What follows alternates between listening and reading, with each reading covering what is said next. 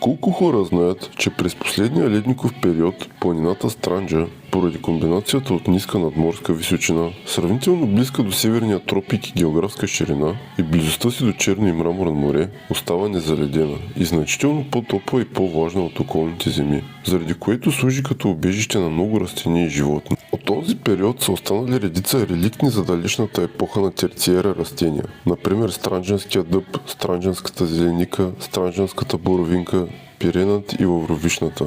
Странджа планина е и като цяло едно от местата с най-добре запазено природно наследство в България, като тук се намира най-голямата по площ защитена територия у нас и една от най-големите в Европа, а и до 80-те години на миналия век не е била особено добре изследвана от учени. Тук се срещат над 1600 или близо половината от всички растения в България, от които 63 са се запазили от преди ледниковата епоха, а 6 са локални ендемити, т.е. дверят само и единствено тук. Животинският свят също е доста запазен, като тук се срещат рекордните за България 261 вида различни риби, земноводни, влечуги, птици и бозайници.